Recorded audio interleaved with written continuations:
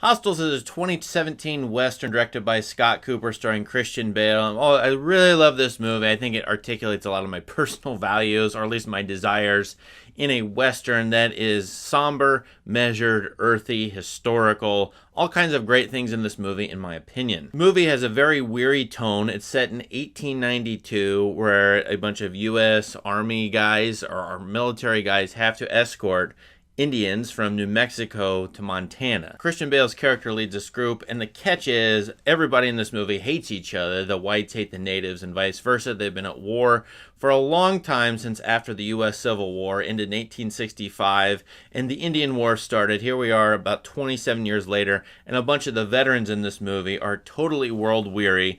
They've been brutal murderers, and they know it, and so have the Indians, and yet here they are having to come together to, one, escort their enemy, their former enemy, up all the way to Montana to the Valley of the Bears, where he's going to die, the Wes Studi character, who has cancer.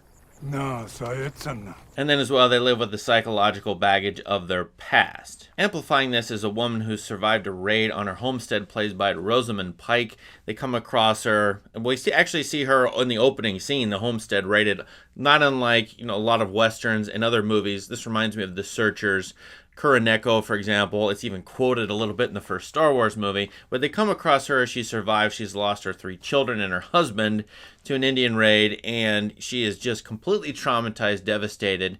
Christian Bale character is able to handle her, but this party keeps taking on extra baggage as it goes on. Different kinds of people show up, different kinds of people leave, and they're attacked several times as well by different groups. In a weird way, this movie is a statement of racial and ethnic hatred, but as well as cooperation and all kinds of America's past sins, both white Americans and others. I find this movie to be pretty good as far as its description of history and the complexity of everyone being complicit, or a whole great numbers of people complicit in killing, wars, and so on the American frontier. I think this movie is a psychological as well as historical movie, and you see that with the Christian Bale character, who has to face all kinds of demons. He's a classically trained man, he's a Christian, but he's also a brutal murderer, and he knows it. And he's got to actually swallow his pride and do his duty. He does not want to take this former enemy, Chief Yellowhawk Cheyenne, up to Montana. He actually hates it, but he's forced to by a superior officer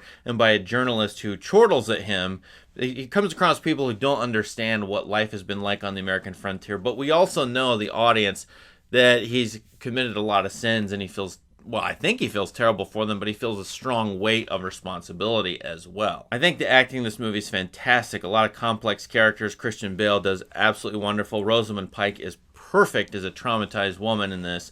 Wes Studi is always perfect here as the native, and I think all 3 of these characters embody the film's opening epigraph, from a famous quote from D.H. Lawrence, the English Observer on American Culture and Values. Whether this quote is accurate or not, we can debate that, but I think the movie is riffing on this quote. I don't know which came first, the quote or the script, and yet this quote is absolutely perfect for the characters in this movie. And yet a couple times in this movie, these characters come across more civilized people from the East and so on, and you have this battle of Western frontier stuff versus Eastern ideals of the Western experience. And so I think this movie, set in 1892, is fascinating because you get the closing of the American frontier idea coming in 1893, Frederick Jackson Turner's famous thesis on the West and how it's supposedly shaped all of American culture and values, and his lament of the so-called closing of the frontier, with, I suppose, all the land or most of the land being settled. And yet in this movie we see the results of that settling, the displacement of natives, the wars against them,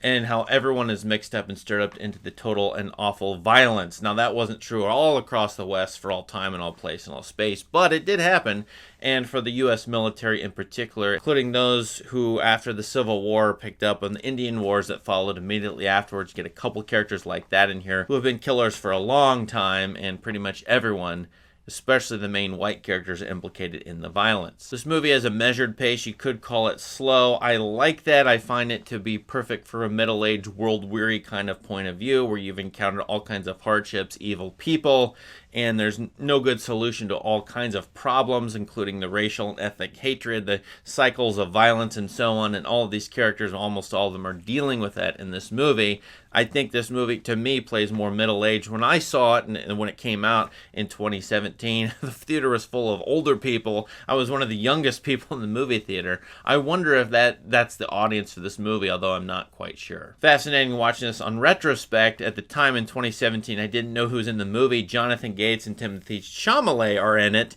They don't even get billing on my Blu-ray.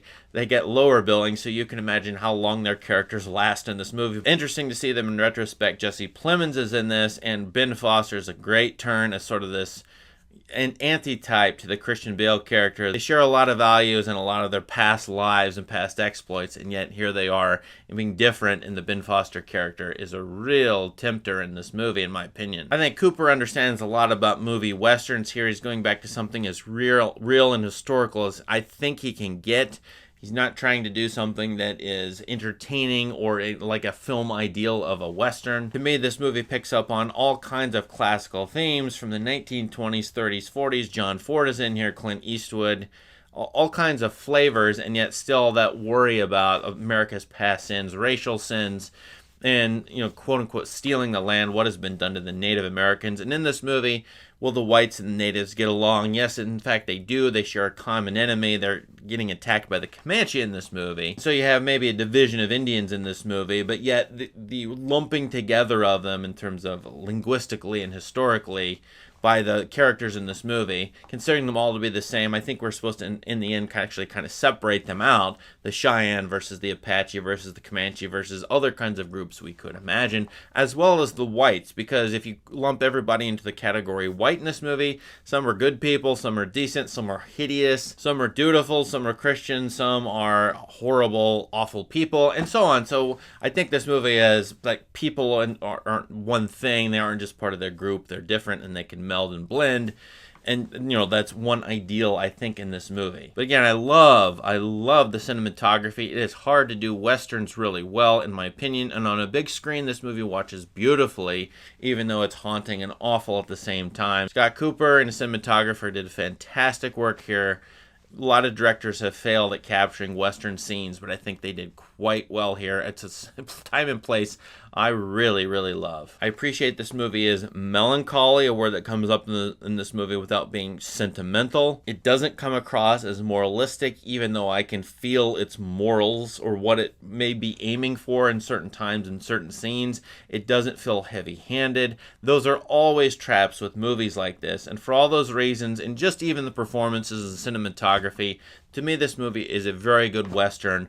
I would call it a forgotten classic because I saw it in January 2017. It didn't get hardly any marketing. It wasn't acclaimed. It didn't get any Oscars, even though it could have. Definitely Rosamund Pike could easily have gotten an Oscar nomination here. She didn't. So for all those reasons, I think it's a forgotten classic that deserves to be watched and rewatched. Not unlike pretty good Clint Eastwood movies like Pale Rider, for example, another forgotten classic.